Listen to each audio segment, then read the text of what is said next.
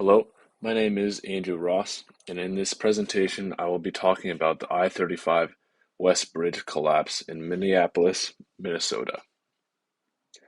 So, what happened to cause this tragedy?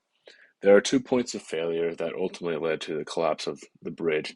It started on the south side of the bridge, and then that led to the north fracture.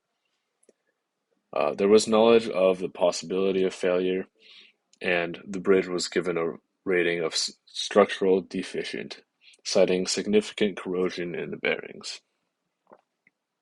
There was also some incorrect calculations that may have happened in the design of the gussets.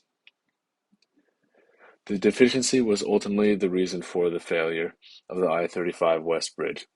Minnesota officials were warned as early as 1990 that the bridge was structurally deficient, but they relied on patchwork repairs and more frequent inspections on the bridge. The picture shows that there is pretty significant rust on the metal trusses of the bridge. This picture was taken just a few weeks before the collapse. This failure of the bridge was thought to have been caused by incorrect calculations, increased weight from the construction on the bridge, and heavy traffic flow. The picture on the right is a finite element analysis of the gusset that was suspected to be the cause of the failure. Here's a more in-depth picture of the main point of failure on the gusset that led to the collapse.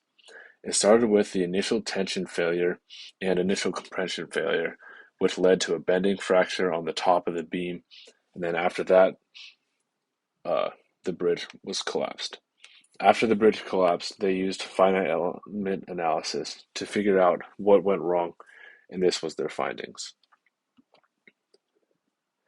The bridge was designed using an allowable stress theory which estimated a worst-case scenario of multiple lanes of heavy traffic with trucks, and added 50% of that weight for dynamic effects.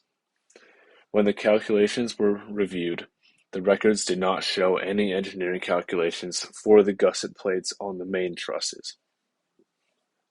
This was thought to have been the reason for the failure.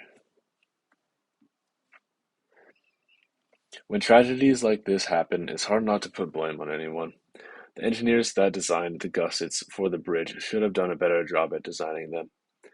The fact that there are no calculations to back up the gusset design choice is very skeptical because there are always calculations for everything, especially something going into a bridge like this.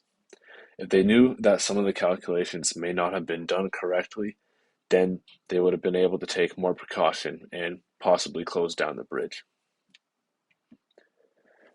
There were not many changes that happened afterwards to the process of designing bridges, but there was just more an emphasis on correctly calculating stresses and backing up designs for the bridge, and using finite element analysis to ensure the safety of the design. 13 people lost their lives that day, and many more were injured. Here are my sources. Thank you for listening.